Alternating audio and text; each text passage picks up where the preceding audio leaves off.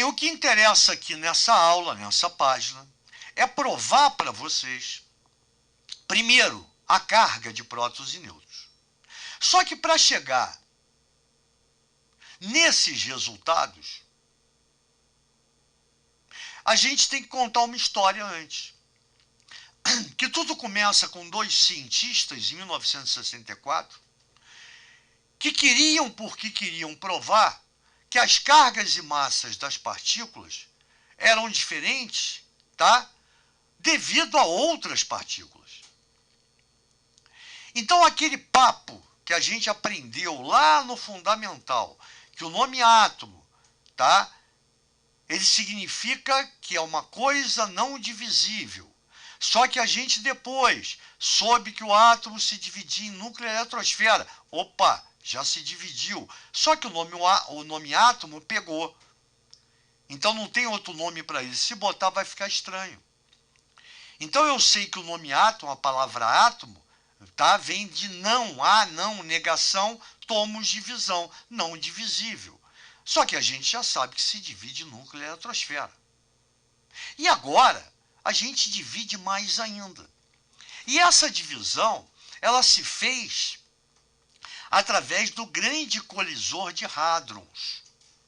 Depois a gente vai dizer o que é isso aqui. Então, o grande colisor de hadrons nada mais é, isso aqui é LHC, é a sigla em inglês para grande colisor de hadrons.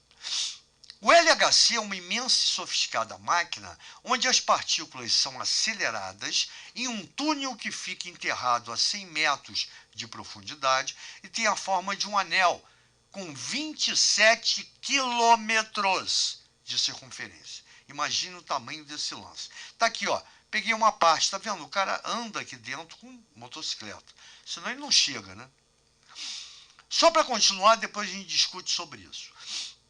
As colisões entre as partículas são planejadas para acontecer em 4 pontos específicos, onde estão localizados os 4 detectores do LHC. Então, preste atenção. Primeiro, professor, por que circunferência de 27 km? Para dar velocidade à partícula. Para que o choque, está vendo, seja o mais perfeito possível e o mais forte, para que você consiga desvendar o interior da partícula. Vou dar um exemplo. Se você pega uma laranja e joga na parede, você quebra a laranja, de repente nem separa as partes. Se você jogar com mais força, você vai separar cada parte. Se você jogar com mais força ainda, quer dizer, quando você separa, você vai ver que lá dentro tem gomo, tem caroço. Só que se você jogar com mais força ainda, você vai ver que cada gomo é formado por uma opção de gominhos. Só que o caroço está intacto. Só que se você aumentar a sua força, for uma força mais intensa, você, além de quebrar os gominhos, e você vai ver que vai sair um líquido de dentro, você ainda quebra o caroço, e você vai ver que o caroço é formado por outra substância. Então, o que acontece? Quando eles fazem um colisor com 27 quilômetros de circunferência, é para que a velocidade das partículas, e é importante saber, que através do LHC, os cientistas começam a confirmar a outra estrutura da matéria, o mundo subatômico. Constataram que prótons e nêutrons não eram indivisíveis, são constituídos de partículas elementares a eles, os quarks, que é o que a gente vai estudar. Então, essa colisão, ela tem que mostrar para os cientistas o que tem dentro das partículas elementares. Só que é evidente, eles não querem só isso. Eles querem a partícula de Deus. Eles querem chegar no momento, no milionésimo de segundo, logo após o Big Bang. Então ele quer saber o que surgiu ali, né? Só que com isso está acontecendo, está sendo desvendado várias coisas que até hoje eram só teorias. Então essa colisão, como eu falo aqui, né?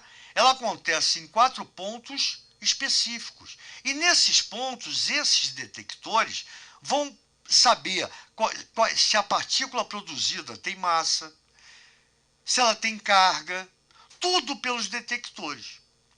E aí o que se descobriu? Tá? Que próton e nêutrons eram formados por outras partículas elementares, que são chamadas de quark, como eu falei antes. Teoria dos 2 cientistas lá de 1964. Só que até então era provado matematicamente. E agora não, agora já se sabe com certeza através do LHC. E aí olha que legal, aqui eu tenho U, aqui eu tenho U, aqui eu tenho D. Aqui eu tenho U, aqui eu tenho D, aqui eu tenho D. Então o próton e o nêutron são formados por 3 quarks. Essas partículas formadas por 3 quarks são chamadas de baryons. Porque existem outras partículas formadas por 2 quarks, ou seja, aqui são triquarks. As formadas por 2 quarks são as biquarks, que são chamadas de meson. E você vai ouvir muito falar nelas, principalmente radioatividade. Então, tanto o próton quanto o nêutron eu chamo de hadrons. Os mesons também, ou seja, são partículas formadas ou por 2 quarks, caso dos mesons, ou por 3 quarks, casos dos baryons, prótons e nêutrons. Então isso aqui está provado, já não é mais teoricamente, matematicamente provado, e sim agora está provado pelo grande colisor, né? E aí o que acontece? A gente vem para essa história aqui.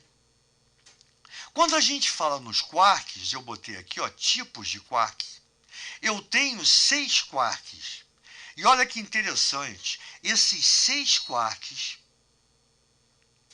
são responsáveis por toda, eu disse toda, a matéria do universo. Através deles que toda a matéria do universo foi formada. Então você tem o down, que faz par com up. Nota que um é positivo e outro é negativo. Os trans, que faz par com charme. E o bottom, ou bottom, não sei, que faz par com top. O grande lance é que tanto strange quanto sharp, bottom quanto top, eles só existiram logo após o Big Bang para a formação do universo. O que a gente tem hoje em dia são esses dois aqui, porque eles são leves. Os outros são muito pesados. Não existem mais. Porém, esses caras, tanto Strange, quanto Charme, quanto Boron, quanto Top, eles aparecem com milionésimo de segundo, tá? Quando há o choque entre prótons. Então, quando a gente fala, voltando para cá, o grande colisor de hadrons, é porque o que se choca aqui são prótons. E esse próton, como é que é obtido? Lembra do hidrogênio leve, que tem massa 1? A gente viu lá em isótopos. Massa 1 e número atômico 1. Ele só tem um próton e um elétron, ele não tem nêutron. Se você tira o elétron desse cara, você tem o próton. Isso aí se faz no estado gasoso. E aí esse cara, ele roda um em sentido horário, outro em sentido anti-horário, tá com uma velocidade violenta até que existe o choque. E esse choque entre os prótons que vai fazer com que os cientistas descubram tudo sobre o mundo subatômico. E é o que está acontecendo. E o grande lance deles, como eu falei, eles querem a partícula, é chamada, né, partícula de Deus, ou partícula de Higgs, que é o cara que bolou né, teoricamente, essa partícula. Que é a partícula fundamental. É dela que surgiu todo o universo. É isso que eles querem provar. Muito bem, voltando para cá. Esses caras aqui, Strange, Charme, Boron e Top, só existiram ou logo após milionésimo de segundo após o Big Bang, e aparecem também em bilionésimos de segundos num choque desse de prótons dentro do nosso amigo grande colisor de hadrons. Outra coisa importante, antes de entrar onde eu quero, é que isso aqui só é possível, esse choque, essa aceleração de partículas. Espera aí que eu já estou ficando rouco. Deixa eu tomar uma água. Agora sim melhorou. Só é possível porque a temperatura aqui dentro é de menos 271,6 graus Celsius, próximo ao zero absoluto, que corresponde a 1 Kelvin, lembra? 273,2 graus Celsius. E como é que os carinhas chegaram a essa temperatura? Eles, durante 2 anos, colocaram nitrogênio líquido para a temperatura chegar a menos 196 graus Celsius. E depois, para completar para menos 271,2 graus Celsius, 0,6 graus Celsius, eles ainda colocaram hélio líquido durante um determinado tempo, até que se alcançou a temperatura de 271,6 graus Celsius. Muito próximo ao zero absoluto, lembrando que é 273 ou 273,2 graus Celsius, que corresponde a 1 Kelvin. Então, o que me interessa? É que eu só consigo acelerar as partículas, prótons, tá? Numa velocidade que me interessa com essa temperatura baixíssima. Isso é interessante. E aí, voltando para o cara aqui, prótons e nêutrons são os dois hadrons que apresentam 3 quarks. Nota que o próton, eu coloco aqui, é formado por 2 quark up, cada um valendo mais 2/3, e um down, que vale 1/3. Então, quando você quer confirmar a carga de um próton, que vale mais 1, e a gente já sabe de toda estrutura atômica, eu coloco aqui que o próton é constituído de 2 up, mais 2/3, e um down menos 1/3. Portanto, eu tenho mais 2/3 mais 2/3, 2 up. E um down menos 2/3. Quando eu somo essas frações, eu tenho 3/3, que é igual a mais 1. Olha a comprovação da carga do próton. Já o nêutron, dá para ver aqui, ó, é formado por 2 down e 1 up. Então, eu tenho menos 1/3 menos 1/3, 2 downs, e mais 2/3, 1 up. Quando eu somo isso, direto dá 0.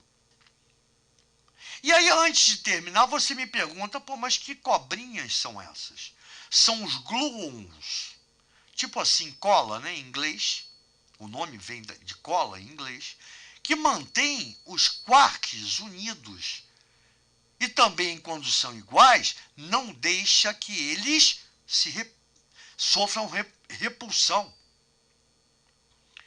Então, tanto aqui, além de unir, não deixa que sofra repulsão. Aqui, ó, 2 up, une o D ao U, o down ao up, e não deixa que os 2 ups sofram repulsão. Então, quer dizer, essas cobrinhas nada mais são do que gluons. Então, se liga nisso. Se liga que o átomo é formado por núcleo e eletrosfera. Na eletrosfera eu tenho girando os elétrons. No núcleo eu tenho prótons e nêutrons. E agora eu sei que os prótons e nêutrons são formados por quarks. E ainda existem várias outras partículas que não vêm ao caso no nosso estudo, mas quando você ouvir, você vai ficar por dentro que a coisa está cada vez penetrando mais no interior do mundo subatômico. Isso é fundamental. Então eu quis colocar essa página porque eu acho fundamental, como eu digo sempre, tá? Dando fundamento a vocês, um tipo de pesquisa fundamental. Tranquilo? Ah, só para não esquecer. Ao todo são 12 quarks, tá? Eu tenho os quarks Down, Up, Strange, Charm, Boron e Top. E eu tenho também, tá, os antiquarks, que também foram formados após o Big Bang, que é o anti-Down, o anti-Up, o anti-Strange, o anti-Charm, o anti-Boron e o anti-Top. A diferença, se o Down tem carga, desculpe, menos 3, o anti-Down é mais 3, basta mudar a carga. Tá? E quando surgiram, logo após o Big Bang, você tinha a matéria e a antimatéria. Só que não é uma lei propícia, ou seja, o positivo não anula o negativo. Matéria e antimatéria se destroem. Graças a Deus, sobrou muito mais matéria do que antimatéria. Então, a partir disso, a gente tem todo o nosso universo formado. Então, que fique claro, que tenha sido interessante para vocês, tá certo? Que eu acho fundamental a gente se aprofundar em qualquer matéria, de novo, para poder manter qualquer discussão. Tranquilo, gente boa? Grande aula, grande abraço, até a próxima. Valeu!